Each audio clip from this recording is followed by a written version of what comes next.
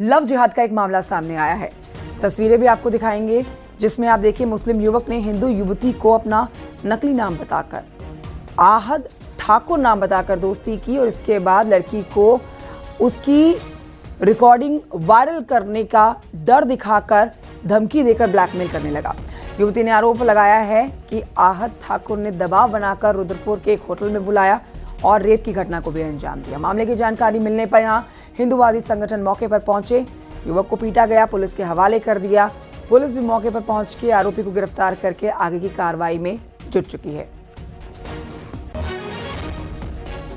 को अपनी हिंदू पहचान बताकर उसे जिहाद में फंसाता है और जिहाद में फंसाने के बाद उसका इतना दुस्साहस होता है कि उस हिंदू बच्ची को कल होटल में लेके जाता है। उसका नाम अहद खान है, उसके पिताजी का नाम तस्लीम खान है, लेकिन वह उस बच्ची को बताता है मेरा नाम अहद ठाकुर है, पिताजी का नाम विशाल ठाकुर है, किच्छा का रहने वाला है, और उसके पास वह फर्जी आईडी भी प्राप्त होती है। उस बच्ची को पता चलता है, वह आश्चर्यचकित हो जाती है कि जिसे अपना दोस्त मान के आई थी वह एक लव जिहादी है जो झूठी आईडी बनाकर झूठ के साथ उसके साथ जिहाद कर रहा था।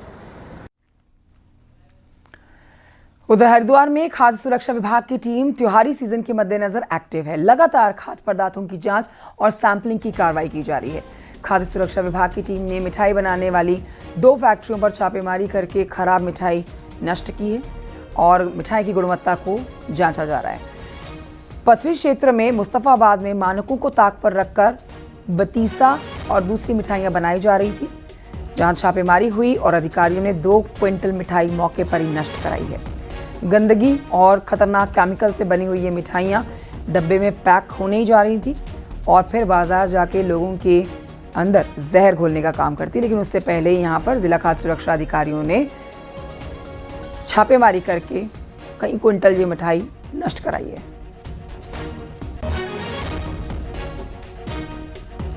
पुलिस के साथ हमने पदार्था क्षेत्र में 2 मिठाई निर्माण इकाइयों का निरीक्षण किया और जिसमें एक जगह जो बतीसा बनाया जा रहा था वो अच्छी स्थिति में नहीं बन रहा था, बहुत गंदगी थी, जिसमें हमने 2 कुंटल के आसपास बतीसा नष्ट किया और हमने मिठाइयों के 5 सैंपल उस एरिया में लिए, पदार्था एरिया में। और एक टीम जो हरिद्वार में हमारी टीम गई थी, उन्होंने मिठाइयों की और दुकानों का और डेयरियों का निरीक्षण किया और रिटेल दुकानों का निरीक्षण किया, जिसमें कि 3 सैंपल उन्होंने खाद्य सामग्री की जाँच के लिए भेजे, जिसमें कि घी, तेल और मावा है। उधर चमोली में बद्रीनाथ नेशनल हाईवे पर हादसा हुआ है। बस का ब्रेक फेल होने से बस सड़क पर पलट गई है। तस्वीरें आपको दिखाते हैं। मौके पर एसडीआरएफ की टीम पहुंची थी। यात्रियों को बस से बाहर निकाला गया। सभी यात्री सुरक्षित हैं। तीर्थ यात्रियों से भरी हुई ये बस अचानक से पलटी, जिसका ब्रेक फेल हो गया था। तभी यहाँ पर देखिए विनायक चट्टी के पास ये हादसा हो गया था और मौके पर टीम पहुंची और लोगों को सुरक्षित निकाला गया। बड़ी बात यह भी है कि ये बस खाई में नहीं गिरी, वरना बड़ा नुकसान होता।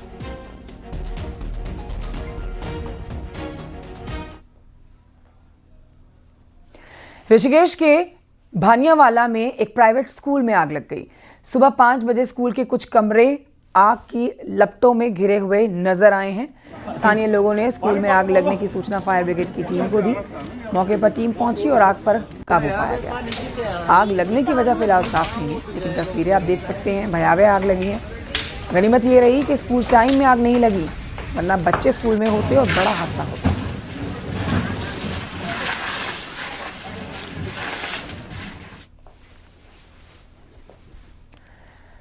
मुख्यमंत्री पुष्कर सिंह धामी ने मर्चेंट नेवी में काम करने वाले देहरादून के करणदीप सिंह राणा के लापता होने पर चिंता जताई है। सीएम धामी ने करणदीप के पिता से फोन पर बात की और हर संभव सहायता का आश्वासन दिया।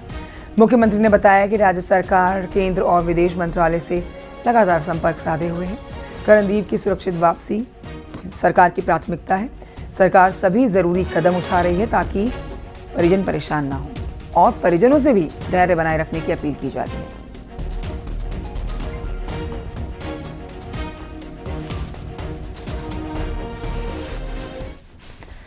उधर मुख्यमंत्री पुष्कर सिंह धामी देखिए बिहार विधानसभा चुनाव में व्यस्त होने जा रहे हैं कि उनका भी ताबड़तोड़ प्रचार का कार्यक्रम रहेगा।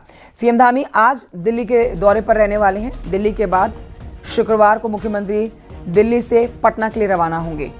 कल पटना में मुख्यमंत्री प्रचार करने जा रहे हैं।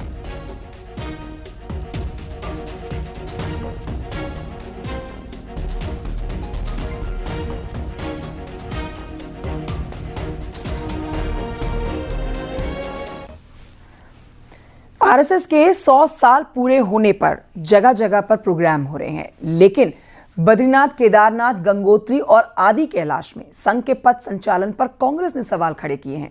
रिपोर्ट देखिए।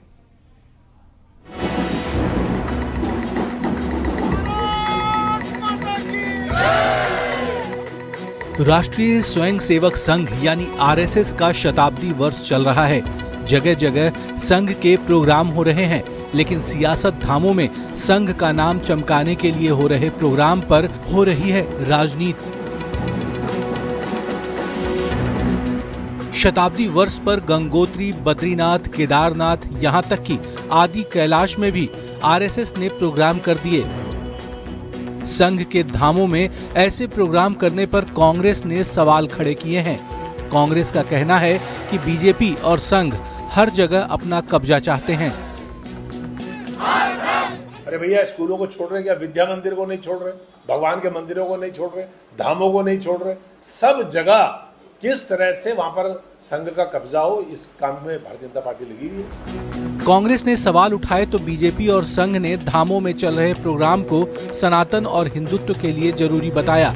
संघ के मुताबिक बद्रीनाथ, केदारनाथ में संघ की शाखा 20 साल से लग रही है, लेकिन पथ संचालन का काम पहली बार हुआ है, क्योंकि सनातन के लिए धाम और देवभूमि से बेहतर कुछ नहीं हो सकता। तो बीजेपी ने उत्तराखंड में राष्ट्रवाद बढ़ने से इसे विपक्ष की बौखलाहट बताया। संघ सनातन हिंदू धर्म की बात को करता है और बिना धाम के तो वो हो नहीं सकती। हम अगर छोड़ने की बात करते हैं तो कांग्रेसी तो राम मंदिर को भी नहीं मानते, छोड़ने की बात करते हैं तो राम सेतु को भी नहीं मानते। कांग्रेस तो बौखला गई है कि उत्तराखंड देवभूमि का एक एक नागरिक ने शाखा जाना प्रारंभ कर दिया है और संघ विचार से उत्प्रोत हो रहा है और देवभूमि के अंदर राष्ट्रवादी शक्ति का प्रभाव बढ़ रहा है, इसलिए कांग्रेस की बौखलाहट। संघ का मानना है कि उत्तराखंड में उसके अभियान और काम को अच्छा रिस्पांस मिला है।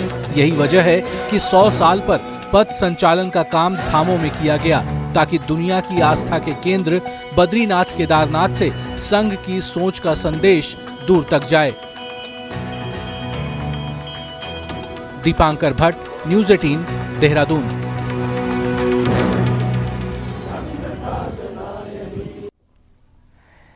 पौड़ी से खबर, जहां के चौबट्टा खाल और कलजी खाल ब्लॉक में भालू का आतंक लगातार बढ़ता जा रहा है।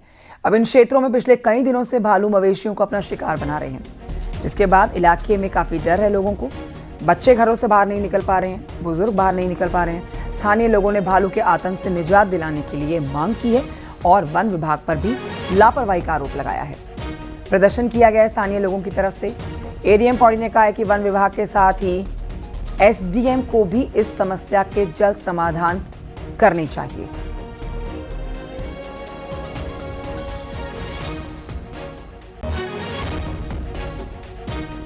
सर, हमारे क्षेत्र में जो भालू का आतंक फैला हुआ है विगत 2 महीने से, उसने अब तक 30 से 40 मवेशियों का अपना शिकार बना चुका है। वो अभी जस्ट कल ही उसने एक गाय को मारा है और बहुत बुरी तरह वो उनका हाल कर रहे हैं। सर, हमारे एसडीएम साहिबान हैं, उनका अवगत करा दिया गया कि तत्काल इसमें जो भी घटना होता है या जो भी पीड़ित व्यक्ति है उसके परिवार से संपर्क करके वहाँ की समस्या को निराकरण करने के लिए ये निर्देश दिए गए हैं। उधर उत्तराखंड में हाथियों की संख्या घटी है। भारतीय वन्यजीव संस्थान की रिपोर्ट के मुताबिक अभी प्रदेश में कुल 1792 हाथी हैं, जबकि साल 2017 से 2021 के बीच में उत्तराखंड में हाथियों की संख्या 1839 थी। यानी कि पिछले 7 सालों में उत्तराखंड में हाथियों की संख्या बढ़ने की बजाय कम हुई है। अब आपको बता देते हैं कि वन विभाग इस पर कह रहा है कि देश में पहली बार वैज्ञानिक विधि से हाथी के गोबर से लिए गए डीएनए के आधार पर यह गणना की गई है, जिसे अभी और विकसित किया जाना बाकी है। उत्तराखंड में पिछले 10 महीनों में 23 हाथियों की मौत हो चुकी है और अकेले हरिद्वार में 1 महीने में 5 हाथी मारे गए हैं, जो कि चिंता का विषय है और घटती हुई हाथियों की आबादी के लिए भी चिंता करने की बात है। ये डीएनए आधारित विधि से इसका आकलन किया गया है, इसीलिए इसकी तुलना अभी तक की जो भी गणना की गई है उससे किया जाना सही नहीं होगा, क्योंकि पुरानी जो गणना है या जो अभी तक जो हम जिस विधि से हाथियों की संख्या का आकलन करते थे वो डायरेक्ट साइटिंग के आधार पे करते हैं। 3 दिन अलग अलग हम वास्तविक जो देखते हैं हाथी उनकी संख्या का एक औसत निकाल के उस हिसाब से उसको वर्गीकृत करते हैं। ये पहली बार ऐसा है जबकि उनके हाथी की लीड्स से डीएनए निकालकर उसके आधार पर वर्गीकृत करने का प्रयास किया गया है। और यही बढ़ते हैं आगे, आपको बताते हैं कि उत्तरकाशी में रोटी में थूकने का एक और वीडियो सामने आया। वीडियो सोशल मीडिया पर वायरल है। पुलिस चौकी के सामने जायका रेस्टोरेंट का ये मामला बताया जा रहा है। देखिए, मुस्लिम रेस्टोरेंट जिसमें होटल का एक कर्मचारी, साफ देखेंगे आप, रोटी पर पहले थूकता है और फिर उसे सेकता है। वीडियो सामने आने के बाद बजरंग दल ने आरोपी को पकड़कर पुलिस के हवाले किया है।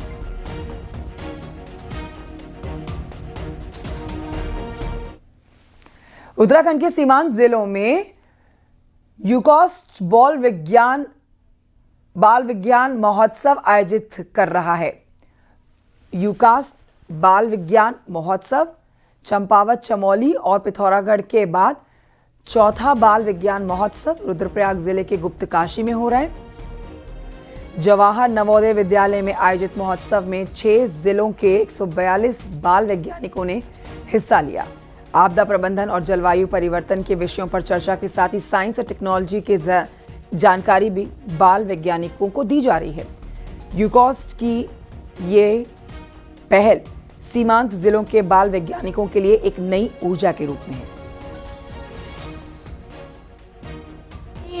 पहली बार सीएम को अपने आंखों से देखने से बड़ी खुशी हुई और उन्होंने हमसे बड़ी अच्छी बात की। उन्होंने कहा हम आपके लिए सस्ताएं सीमाएं खोल देंगे, मतलब पान पर्वतीय बाल विज्ञान महोत्सव है और हम यहाँ पर विज्ञान क्विज में आए हैं।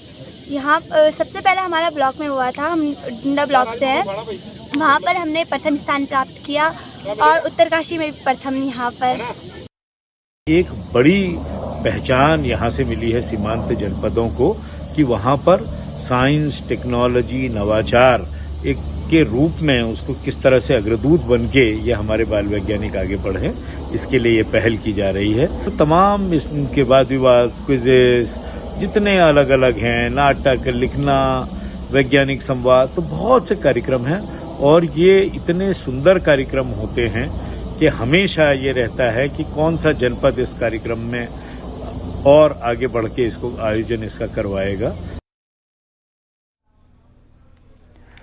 इस बार चारधाम यात्रा ने रिकॉर्ड यात्री यहां पहुंचे हैं और रिकॉर्ड तोड़ दिए हैं चारधाम यात्रा ने। अभी तक चारों धामों में 48.5 लाख से ज्यादा तीर्थयात्री पहुंच चुके हैं, दर्शन कर चुके हैं। सीएम धामी ने कहा है कि चारधाम यात्रा को और सुगम बनाने के लिए सरकार लगातार काम कर रही है। सीएम ने यह भी कहा है कि शीतकालीन यात्रा की भी तैयारी चल रही है। बहुत अच्छा रहा, जबकि मौसम इस बार काफ़ी बीच बीच में ख़राब होता रहा, लेकिन उसके बावजूद भी एक रिकॉर्ड दर्शन करने वाले तीर्थयात्री बाबा केदार के धाम पहुँचे हैं। और चारों धामों में भी हमारा कल तक का जो आंकड़ा था 48.5 लाख अभी तक का हो गया है। ख़राब मौसम के बाद रिकॉर्ड संख्या में यात्री आए हैं। हमारा प्रयास होगा कि आने वाले वर्षों में ये यात्रा हमारी और सुविधाजनक बने और सुरक्षित बने। साथ ही अब शीतकालीन यात्रा के लिए हम तैयारी प्रारंभ कर दी है। बीजेपी के टिकट पर या उसके समर्थन से जो नेता पंचायत या फिर निकाय चुनाव जीते हैं, उन्हें अब गुरु दक्षिणा देनी होगी। देखिए, पार्टी ने इसका एक पूरा खाका तैयार किया है। क्या है बीजेपी की ये गुरु दक्षिणा वाली नीति, रिपोर्ट देखिए।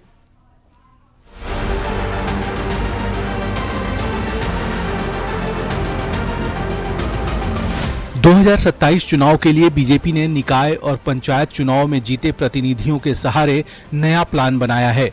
बीजेपी का मानना है कि पार्टी ने उनको मान सम्मान दिया, अब उनको पार्टी का कर्ज उतारना चाहिए। इसके लिए ब्लॉक प्रमुख, जिला पंचायत अध्यक्ष, नगर पालिका अध्यक्षों और मेयर का बड़ा सम्मेलन होगा, जिसमें मुख्यमंत्री धामी शामिल होंगे। तो दूसरे फेज में ग्राम प्रधान, बीडीसी मेंबर, सभासद और पार्षदों के सम्मेलन होंगे। बीजेपी का मानना है कि बूथ स्तर तक कमर कसने के लिए सभी को तैयार रहना होगा। पार्टी के लिए काम और 2027 का प्रचार ही गुरु दक्षिणा के रूप में मांगी जा रही है।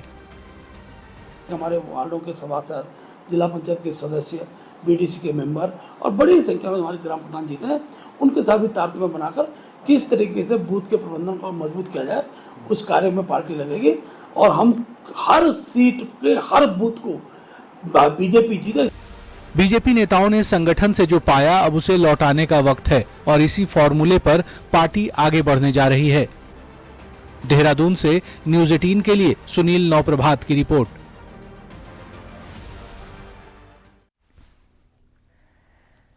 उत्तराखंड की पहली स्पोर्ट्स यूनिवर्सिटी का सपना अब चौथी बार वन विभाग की आपत्तियों में फंस गया है। देखिए, 33 एकड़ भूमि के हस्तांतरण का जो ये प्रस्ताव है, ये बार बार भारत सरकार तक भेजा गया है, लेकिन हर बार वन विभाग ने इस पर आपत्ति पत्र लौटा दिया। अब की बार फाइल भी वापस कर दी है। खेल विभाग फिर वहीं का वहीं खड़ा हुआ है जहां से ये सफर शुरू हुआ था। हम आपको जानकारी दे देते हैं कि हल्द्वानी के इंदिरा गांधी स्टेडियम के पास ही जमीन चिन्हित की गई थी, जहां पहले से कई खेलों के लिए प्लेटफॉर्म्स और इंफ्रास्ट्रक्चर्स तैयार हैं, लेकिन फॉरेस्ट क्लियरेंस के बिना अब यहां पर फिलहाल एक ईंट भी नहीं रखी जा सकती है। हालांकि इस पर रेखा आर्या, जो कि खेल मंत्री हैं, वो कह रही हैं कि अभी भी कोशिश जारी है, क्योंकि हल्द्वानी के गोला पार्क में खेल विभाग के अन्य इंफ्रास्ट्रक्चर तैयार हैं।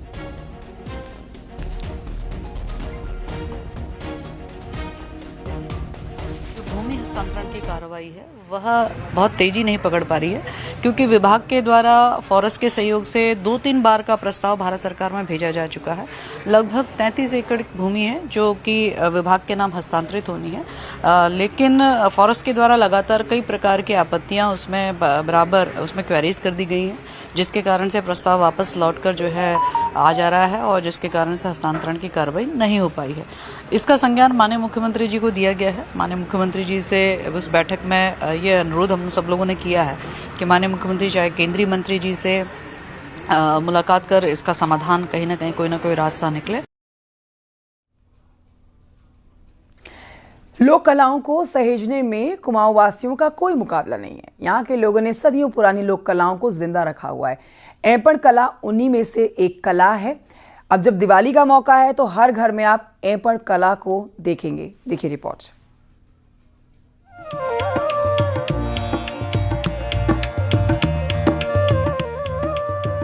ऐपड़ यानी अल्पना एक ऐसी लोक कला जिसका इस्तेमाल कुमाऊं में सदियों से जारी है।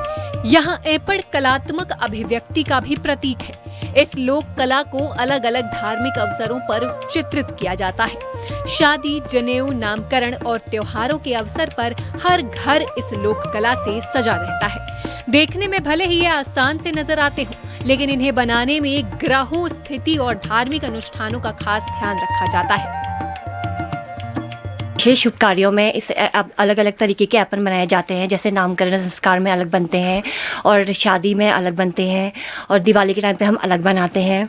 तो फिर मैं इस ऐपन आर्ट को और आगे तक लेके जाना चाहती हूँ, इसलिए मैं इसे और लोगों को और प्रेरित करना चाहती हूँ। कमीट और क्या कहते हैं गेरू मिट्टी से और विश्वार से बनाए जाते हैं, चावल पीस के बनाते हैं। इन चीज़ों का बहुत महत्व होता है और ये हमारी पुरानी संस्कृति हैं। इन चीज़ों को आगे बढ़ाने में मतलब सभी की उत्साह होनी चाहिए।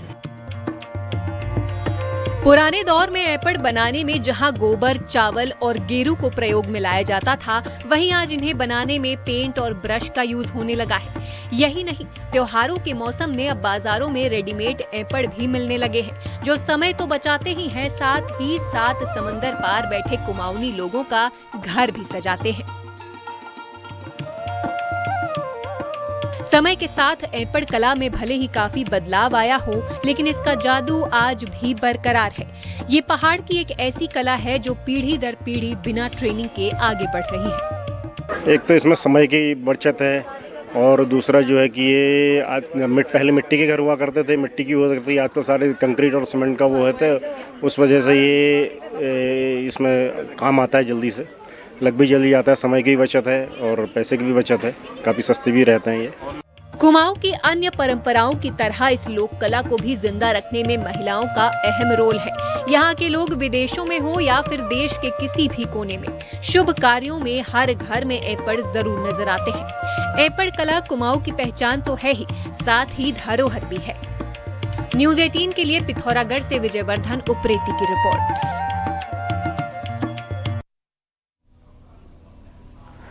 उधर उत्तरकाशी के परोला में कमल नदी पर लोग पुल बनाने में जुटे हैं। तलड़ा सुनारा गांव के ग्रामीण लकड़ी की बल्लियां डालकर पुल बना रहे हैं। दरअसल 2022 में नदी के तेज बहाव में पुल बह गया था, जिसके बाद से पुल नहीं बन पाया। लिहाजा गांव के लोग ही देखिए अब बल्लियों वाला पुल तैयार कर रहे हैं।